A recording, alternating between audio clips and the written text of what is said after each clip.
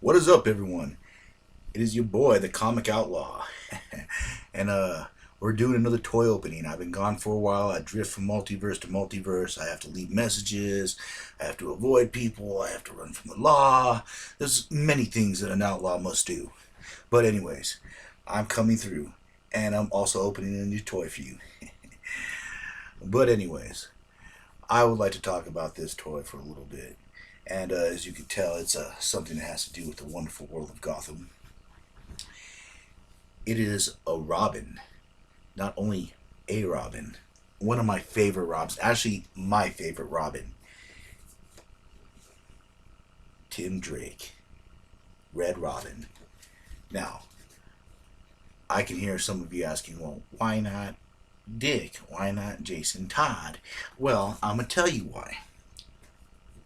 Because I started reading A Magical Time when Wally West was Flash, and this was Robin.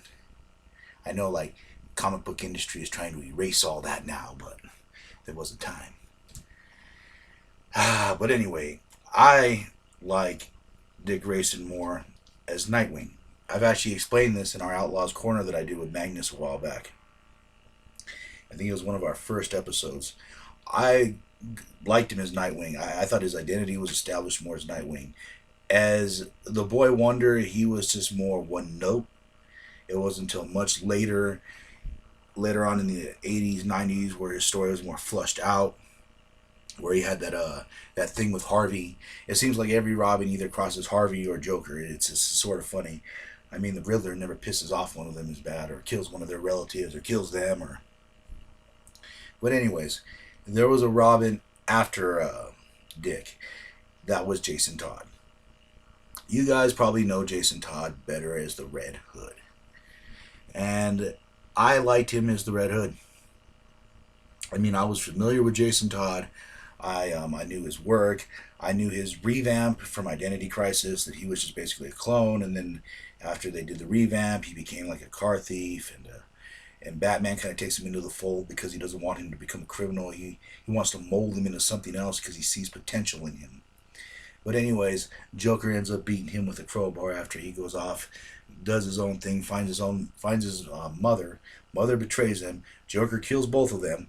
He's risen by Ra's al Ghul and becomes the Red Hood, which is weird because Joker once commented it's kind of a mix between both of them. It's like his gift to Batman, a murderous version of Batman that wears the Joker's former identity, or at least so he says. But he says a lot of things.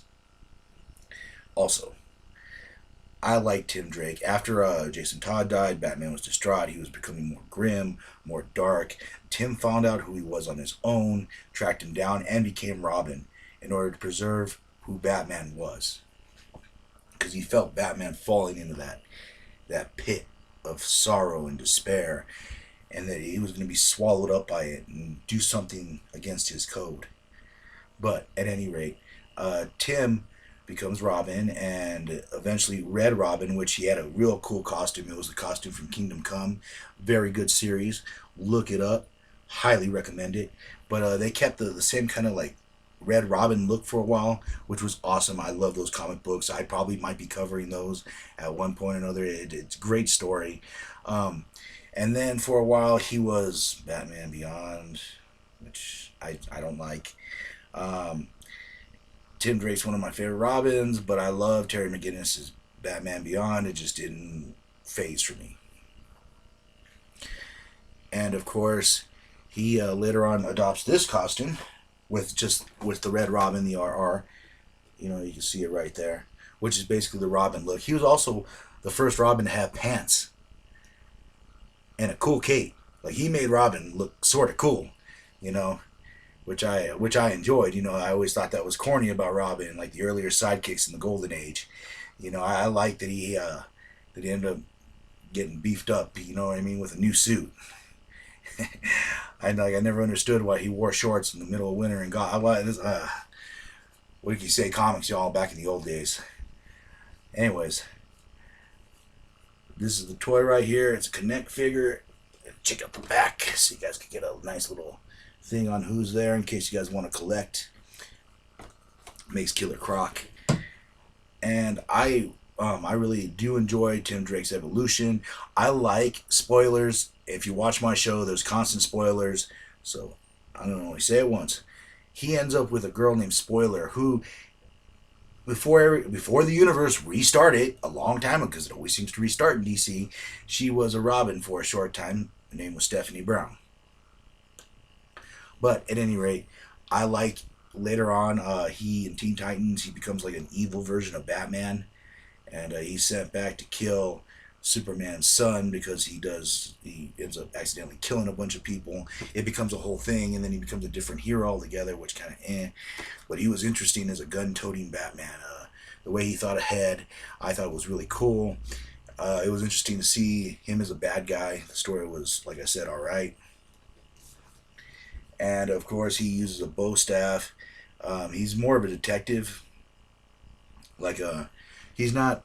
He's a fighter, but he's not the best fighter. He's good, but he's not like Nightwing good. He's smarter. He thinks ahead. He's more a better detective. He's the chess player of the group, you could say. So, without further ado, let's pop open him with a key to the city. And, I mean, since I'm going to open them anyways, I might as well just enjoy it, just kind of do the knife thing. Why not, right? Alrighty. Let's put that down there. And, yes. This is rip it open like a savage. Outlaw smash. Alright. Okay. And you guys heard me complain about it before. I hate these little string things. They're such a pain in the rear.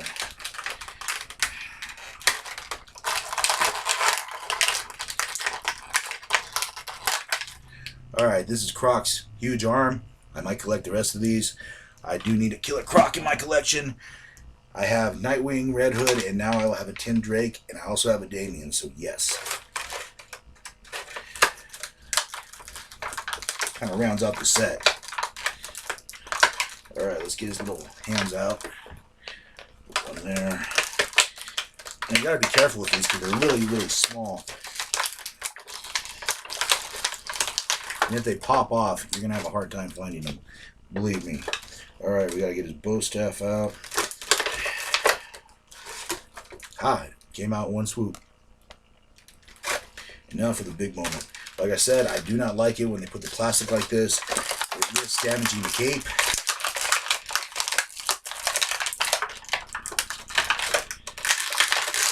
I mean, from what I see, the toy looks cool. Gotta get the body out first. Move the cape. Alright, he's free.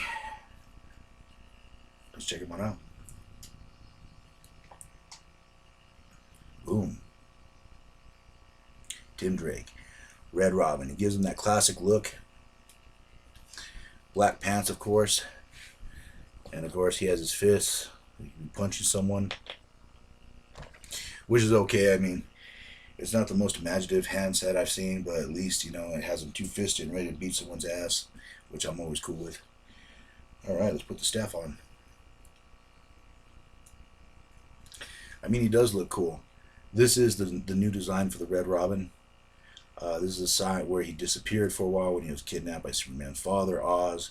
I already said spoilers, so And he kind of had to escape, and it was a whole side story thing to kind of introduce Manhattan, the Doomsday Clock, which has been going on forever. Ugh. But a very cool toy. Very articulate. Check it out. Cape. The belt goes all the way around. Very cool. It has that classic Robin look. They did a real good job on the face. I mean, this looks like the comic book character. Very cool. I like the Robin armor. Like I said, over the years, Robin's armor got a lot better. And I love the flare they give it. Very cool. You can see the stripes under there. I like the attention to detail. And I'm happy to have this toy in my collection. Very cool. Highly recommend this set. The Batman's kind of eh. That's why I'm hesitant in collecting it. But I do like the Alfred. And I'll probably be bringing that video to you soon. And as always, this is Jack Slater, the Comic Outlaw. And give us a like, check us out, look at some of our videos. We throw us a request, give us a comment, float something on over and see what happens. Yeah, check it out. Red Robin, Tim Drake. And I'll catch you on the flip side. Laters.